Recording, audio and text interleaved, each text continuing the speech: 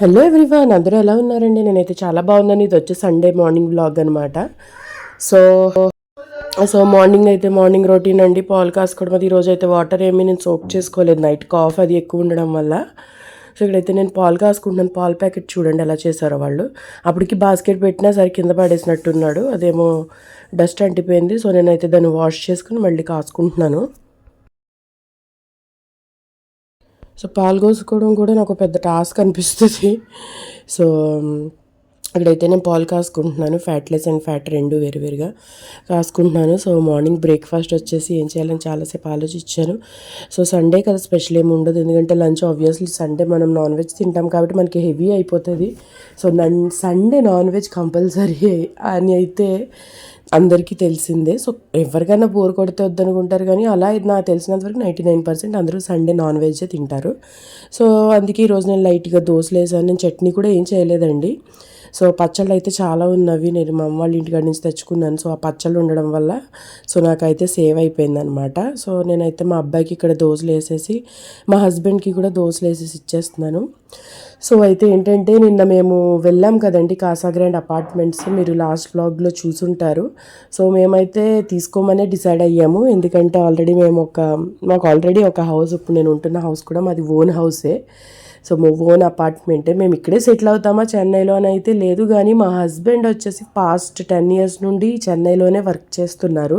మాకైతే మ్యారేజ్ అయ్యి 5 years అయ్యింది, బట్ మా హస్బెండ్ మ్యారేజ్కి ముందు కూడా ఇక్కడే వర్క్ చేస్తున్నారు. సో తను సాఫ్ట్వేర్ ఇంజనీర్ అనమాట. సో అందుకే ఇంకా ఇక్కడ మా హస్బెండ్కి ఇక్కడ అలవాటు అయిపోవడం వల్ల ఇక్కడ నుంచి తనకి ఇక్కడ కంఫర్ట్ జోన్ అయిపోయింది. ఇక్కడ నుంచి వెళ్ళడానికి అయితే తనకి ఇష్టం లేదు. సో అందుకే మేము ఇక్కడ ఓన్గా ఫ్లాట్ తీసుకున్నాము. సో నాకైతే స్టార్టింగ్లో నచ్చేది కాదు, చెన్నై అంటేనే ఏదో వేరేలా ఉండేది. కొంచెం మన తెలుగు స్టేట్స్ అనుకోండి చాలా బాగుంటుంది కదా, హైదరాబాద్ అని. సో అలా అలా అయితే ఓకే, తెలంగాణది మనకి బాగుండేది.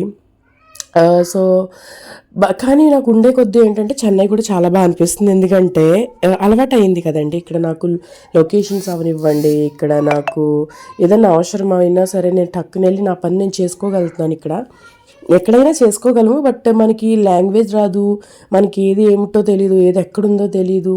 సో ఇలాంటి ప్లేస్లో మనకు చాలా ఇబ్బంది పడతాం. సో నాకైతే ఇప్పుడు బాగా అలవాటైంది. యాక్చువల్గా నేను ఒక కొన్ని మంత్స్ బ్యాక్ నేను జాబ్ కూడా చేసేదాన్ని, మళ్ళీ నేను మధ్యలో రిజైన్ చేయాల్సి వచ్చింది మా బాబు కోసము. ఎందుకంటే మా హస్బెండ్కి వచ్చేసి నైట్ షిఫ్ట్ ఉండేదన్నమాట, అంటే మా ఆఫ్టర్నూన్ 1 నుంచి నైట్ 11 వరకు. సో మా అబ్బాయిని డే కేర్లో వేసాము, 6 లోపు పిక్ చేసుకోవాలి. నాకైతే ట్రాఫిక్ వల్ల తను పిక్ చేసుకోవడానికి 7 అయిపోయేది. ఒక్కొక్కసారి వాళ్ళు ఏం చేసేవారంటే మా అపార్ట్మెంట్లో నా ఆపోజిట్ ఫ్లాట్ వాళ్ళకి హ్యాండ్ ఓవర్ చేసి వెళ్ళిపోయేవారు మా బాబుని. సో నాకు అదైతే నచ్చలేదనమాట, నాకు అంత అవసరం కూడా అనిపించలేదు. మా అబ్బాయిని నేను ఇలా వాడైతే ఏడ్చేసేవాడండి, వేరే వాళ్ళ ఫ్లాట్లో హ్యాండ్ ఓవర్ చేస్తే. పిల్లలకి రాగానే ఫస్ట్ అమ్మ కనిపించాలి, నాన్న కనిపించాలి అనుకుంటారు. సో వేరే వాళ్ళ ఫ్లాట్లో అది కూడా నైట్ టైం అలా హ్యాండ్ ఓవర్ చేసి వెళ్తే వాడు చాలా ఏడ్చేవాడు. సో వాడిని చూసి నాకైతే బాగా బాధేసి, సో నేను మా హస్బెండ్ అయితే సో ఓకే ప్రజెంట్ అయితే మనం కొంచెం బ్రేక్ తీసుకుందాంలే మళ్ళీ అనేసి, సో నేనైతే జాబ్ రిజైన్ చేసేసాను. సో ఇప్పుడైతే నేను మళ్ళీ చెయ్యొచ్చు, ఎందుకంటే మా హస్బెండ్కి డే షిఫ్ట్ వచ్చిందనమాట. ఇప్పుడు వేరే కంపెనీకి షిఫ్ట్ అయ్యారు అతను. సో అతనికి డే షిఫ్టే. సో మేబీ అతి త్వరలో నేను ట్రై చేయొచ్చు, బట్ దానికి కూడా మాకు కొన్ని ఇష్యూస్ ఉన్నాయన్నమాట. సో చూసుకోవాలి, మా బాబు కోసమే అంతాని. సో వాడైతే ఫుడ్ సరిగ్గా తినడు, ఇంకా బయట వాళ్ళు పెడితే అసలే తినడు. సో అందుకే నాకు అదొక టెన్షన్ అనమాట. సో వెయిట్ చేద్దాము, ఇంకో 1 year అనేసి అనుకుంటున్నాము. చూడాలండి, ఏదైనా సరే మన మంచికి అనుకుని నేనైతే ముందుకెళ్ళిపోతున్నాను. సో నేనైతే ఎక్కువ ఆలోచించట్లేదు. సో ఇక్కడైతే నేను చికెన్ కర్రీ చేస్తానండి. మా చికెన్ కర్రీ చాలా సింపుల్ ఉంటుందండి. ఆయిల్ వేసుకున్నాను, సెసమి ఆయిల్ వాడతాను కదా నేను, నువ్వుల నూనె. సో ఉల్లిపాయ పచ్చిమిరపకాయ వేసుకుని బాగా మగ్గాక అందులో చికెన్ వేసుకుని, చికెన్ లైట్గా మగ్గాక అందులో అల్లం వెల్లుల్లి పేస్ట్, పసుపు, ఉప్పు, కారం వేసుకుని ఒక 5 minutes సిమ్లో పెట్టి మగ్గించుకుని కొంచెం వాటర్ అంతా పోయే వరకు మగ్గించుకున్నాక ఒక 1/2 glass వాటర్ వేసుకుని నేనైతే మూత పెట్టేసుకున్నాను. సో చికెన్ కర్రీతో పాటు మా హస్బెండ్ బగారా రైస్ అడిగారు, యాక్చువల్గా బిర్యానీ అడిగారు. లాస్ట్ టైం మేము బిర్యానీ తిన్నాం, సో బిర్యానీ చేయని లైట్గా ఉంటుంది కదా అనేసి బగారా రైస్ చేస్తున్నాను. బగారా రైస్ కూడా చాలా సింపుల్ ప్రాసెస్ అండి. సో బిర్యానీ మసాలాలు అన్నీ వేసుకోవాలి ఆయిల్లో. సో ఇందులో నేను సెసమి ఆయిల్ వాడనులేండి, ఇందులో వాడతాను ఒక్కొక్కసారి. సో ఈ నార్మల్ మంది రిఫైన్డ్ ఆయిల్ అయితే నేను బాగుంటుంది, టేస్ట్ అనేసి నేను రిఫైన్డ్ ఆయిల్ వేసుకుని బిర్యానీ మసాలాలు అన్నీ వేసుకుని ఉల్లిపాయ పచ్చిమిరపకాయ వేసుకుని బాగా మగ్గాక కొద్దిగా అల్లం వెల్లుల్లి పేస్ట్ వేసుకుని ఇంకా బియ్యం ఇంకా మనకి దానికి తగ్గట్టు వాటర్ వేసుకుని నేనైతే 4 విజిల్స్ వేయించేసుకుంటానండి. సో ఇదైతే నా సింపుల్ ప్రాసెస్ అనమాట. బగారా రైస్ అండ్ చికెన్ ఈరోజు స్పెషల్ వచ్చేసి.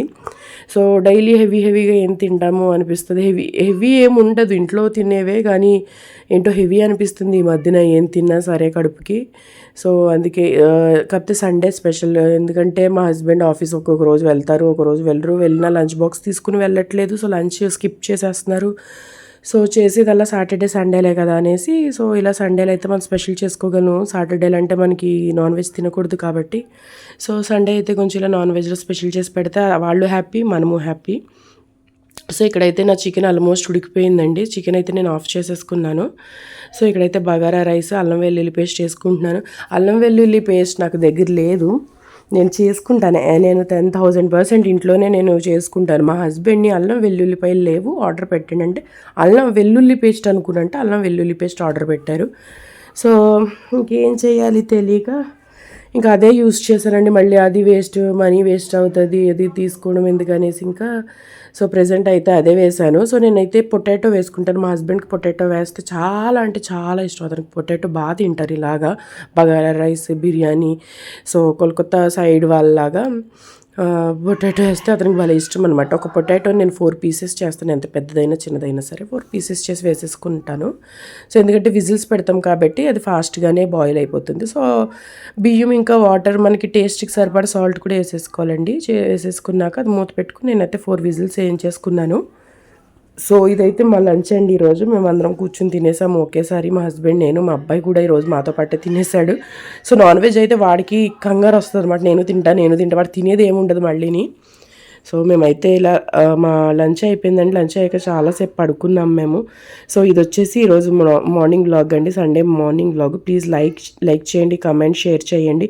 సబ్స్క్రైబ్ చేసుకోకపోతే ప్లీజ్ అందరూ తప్పకుండా సబ్స్క్రైబ్ చేసుకోండి. Thank you so much for watching. Please subscribe. Thank you.